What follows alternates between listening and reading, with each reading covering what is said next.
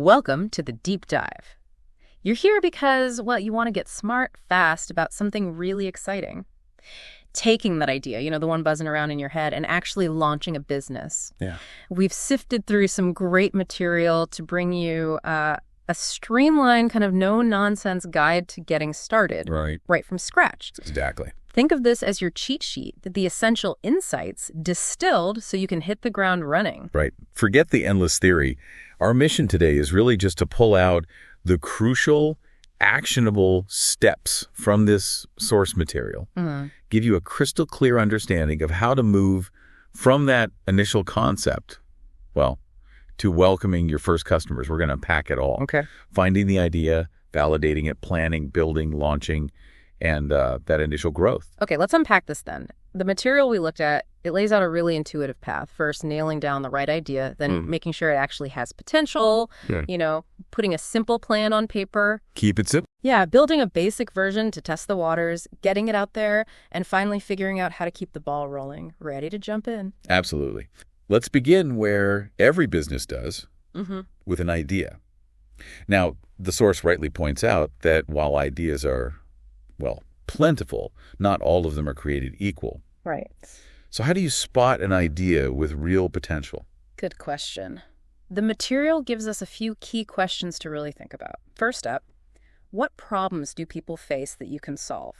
This one feels pretty foundational. It really is. It's all about identifying a genuine frustration or need out there that, you have the ability to address. It truly is foundational. I mean, at its core, a successful business offers a solution.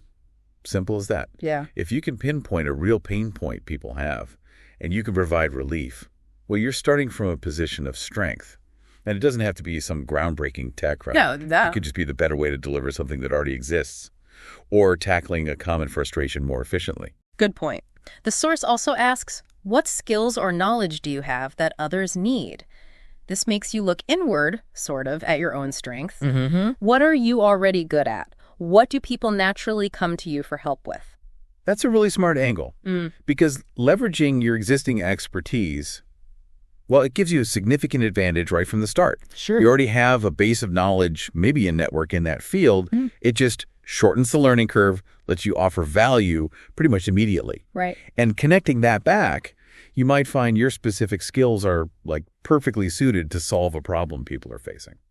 And the third question is a bit more personal. What do you love doing, even when you're not paid for it? This seems to tap into that intrinsic motivation. Yeah, the passion piece. The stuff that keeps you going through the tough times. Exactly. Passion can be incredibly powerful fuel. When you genuinely enjoy what you do, you're just far more likely to push through setbacks, put in the extra hours. Plus, that enthusiasm, it can be infectious. It attracts customers, potential partners. Good point. The source also throws in a really practical tip. Start with what you know and build from there. Simple but effective. Yeah, and it gives a relatable example. If you've been through a challenge and found a solution, others may need it too. That really resonates, doesn't it? Absolutely. Personal experience gives you this unique, often deep understanding of a problem. You get the nuances. You can probably develop a solution that really hits the mark because you've lived it. It's amazing how many great businesses start just like that. Okay, so you've got an idea, maybe a few bouncing around. What's next? The source moves right into validation. Crucial step. And it really emphasizes doing this before you sink too much time and money into it. Why is this step just so critical? Validation is your essential reality check. Simple as that. You might think your idea is amazing. We all do. Exactly. But ultimately, the only opinions that matter at this stage belong to your potential customers. Are they actually interested? Would they pay for it? Right. Validation helps answer those questions before you go all in on something that, might not have a market. Okay. So according to our source, how do you actually do validation? It lists several methods. Starting with simply talking to potential customers. Sounds easy, but what are you actually asking? Well, the key here is to listen. Really listen more than you talk. Okay. You want to understand their problems, their frustrations, what they're using now, what they like or don't like about it. Avoid, leading questions that just get them to praise your idea. Focus on their needs. See if your idea naturally fits. So not, do you like my idea? Definitely not. Maybe ask, tell me about the last time you faced this problem. How did they deal with it? That gives you much richer insight. Okay, that makes sense. The source also mentions running surveys or polls. That seems like a way to get more numbers, quantifiable data. Precisely. Surveys and polls can reach more people, collect data on interest levels, maybe willingness to pay, some basic demographics, gives you a broader sense of the potential market size. But, there's always a gap between what people say they'll do And what they actually do. Exactly. Which is why it's usually best to combine surveys with, those direct customer interviews. Got it. Okay, and then there's creating a simple landing page. Coming soon, sign up. I like this one. It feels low pressure. Yeah. A good way to gauge interest. If people sign up just based on a description, that's pretty encouraging, right? It is. A landing page lets you test the waters online. See if the idea resonates enough for someone to take a small action, like giving you their email. And you start building a list. Exactly. A list of potential early adopters. Super valuable. Finally, the source suggests offering a beta version or a test service to a small group. This sounds like the ultimate test, really. Real-world feedback on a basic version. Absolutely. A beta test lets you see how people actually use your thing in the real world. You get priceless feedback on usability, features, the value prop. This is where you find bugs, areas to improve, and just confirm if your core idea actually works for people. And then comes the real talk from the source. If nobody is excited or willing to pay, it's time to tweak, pivot, or move on. That's tough, but necessary advice, huh? It is tough, but it's crucial wisdom. Being willing to let go of an idea that isn't landing saves you so much grief later on. Yeah. Pivoting, can be making big changes based on feedback that can sometimes turn a struggling idea into a winner. Or you just move on. Or sometimes, the smartest move is to just say, okay, this wasn't it, and move to the next idea. Yeah. Got to be honest with yourself. All right, so let's assume you've done the work, validated the idea. What's next? Step 3, create a simple business plan, emphasis on simple, which is nice. Definitely a relief for many. What are the absolute key things this basic plan needs to cover early on? The source boils it down to 5 core questions. First, what are you selling? Seems obvious, but you need a clear, concise definition of your product or service. What is it exactly? Okay, next, who are your customers? Identifying that target audience. Yeah. Who are you trying to reach? What are their needs, demographics, habits? Understanding your ideal customer is fundamental. It affects everything, product development, marketing. Right. And your validation work should have already given you some clues here. Makes sense. Third question, how will you reach them? This starts touching on initial marketing, sales. Yeah, your first thoughts on getting in front of those target customers. Okay. You don't need a massive plan yet, but have some initial ideas. Social media, word of mouth, maybe some small online ads. What channels make sense? Gotcha. Question 4, how will you make money? The big one. The revenue model. Yep. How are you actually going to generate income? Direct sales, subscription, usage fees, another model. Yeah. You need clarity on how you capture value. Essential for viability, obviously. And finally, what are your startup costs? Just getting a basic handle on the initial investment needed. Right. Doesn't need to be exhaustive financial projections at this point. Just a ballpark for key early expenses, website, maybe some basic marketing materials, initial inventory. Helps you figure out funding needs, even if you're bootstrapping, starting with minimal cash. The source offers great advice here. Keep it lean and focused, and reminds us this is your roadmap, not your final destination. That really hits home that it's an ongoing process, right? Absolutely. Your first plan is a living document. It's going to change probably a lot as you learn from the market, from customers. Okay. The main goal now is just to set a clear direction, define some key assumptions you can then go out and test. Okay, moving on. Step 4, build your MVP, minimum viable product. For anyone listening who's maybe not familiar, how would you explain MVP in this context? Okay, think of an MVP as the most sort of stripped down version of your product or service. Bare bones. Yeah, bare bones, but it still delivers that core value to your first customers. And crucially, it lets you collect feedback to figure out what to build next. Right. It's about creating something functional enough to test your main ideas without spending ages on features that, might not even be needed. Some people even start with like a concierge MVP, doing it all manually at first. The source really stresses speed over perfection here, which makes a ton of sense. You don't want to get stuck building the ultimate thing before you even know if people want the basic version. Exactly. The main goal of the MVP is rapid learning. Get something tangible out there fast. See how people interact with it, get their honest feedback. That real-world data is way more valuable than just guessing in isolation. The source gives practical examples. A basic website, a simple prototype, a service package with clear deliverables. Those all sound manageable. They are. For software, maybe a website with just the core function.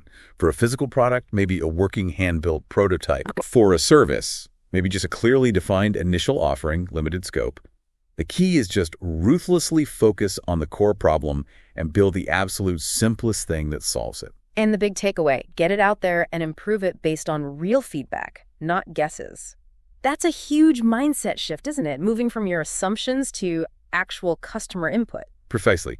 Your MVP isn't the end product. It's basically a learning tool. Right. The feedback you get from those early users tells you exactly what to do next, making sure you build something people actually find valuable and want to use. It's all about being customer-centric, vital for the long run. All right, MVP is ready. Now comes what feels like the slightly scary part. Step 5, launch and get your first customer. The source kind of downplays needing a massive launch party, which is reassuring. Yeah, you don't need fireworks necessarily. So what's the main focus here? The primary focus is just getting your offer in front of the right people and, most importantly, securing that very first paying customer. Ah, the first sale. That initial sale is such a significant milestone. It's the most concrete validation yet that someone believes in your solution enough to actually pay for it. Makes sense. The source lists practical ways to launch, reach out to your network, post on social media, run a small ad campaign, collaborate with influencers or communities. These seem pretty accessible, especially on a tight budget. They really are. Your existing network, friends, family, old colleagues can be surprisingly effective for landing those first customers. Social media gives you a direct channel to potential audiences, even starting small. Small, targeted ad campaigns can reach interested people. And influencers. Yeah, collaborating with relevant influencers or online communities can get you in front of a much bigger pool of potential early adopters pretty quickly. But the really critical goal, like the source says, is focus on getting your first customer. That's the real validation. It brings it all back to proving the idea works, doesn't it? It absolutely does. Yep. All the validation steps before are super important. But that first paying customer, that's the most tangible proof your idea has legs. Yeah. That people will actually invest in your solution. That's a huge confidence boost. And you learn so much from that first transaction. Okay, you've launched, you've maybe landed that first customer, or a few. What's next? Step 6, iterate and grow. The source is clear. Launch isn't the finish line. It's just the start of this next stage. Exactly. Once you're out there, the focus shifts. It becomes about continuous improvement, building a foundation for sustainable growth. Okay. You need to be actively listening to those early customers, gathering feedback constantly, and using it to refine and enhance your product or service. The source lists key actions. Improve your product. Back to that feedback loop. Then start building a brand. Thinking more long-term now. Identity, reputation. Yeah, building a brand is way more than just a logo and a name, right? Right. It's about connecting with customers, communicating your values, carving out a unique space for yourself in the market. It takes time, consistency, really understanding your audience. Another key point. Automate or delegate small tasks. Sounds crucial for scaling without burning out. Oh, definitely. As you get busier, you'll be juggling more and more. Identifying those repetitive, time-sucking tasks you can automate with software or delegating stuff to others, it frees you up to focus on the bigger picture, the strategic things that actually drive growth. And finally, building systems for growth. This feels like putting processes in place to handle more demand, more complexity. Exactly. Building systems means creating scalable processes for the important stuff.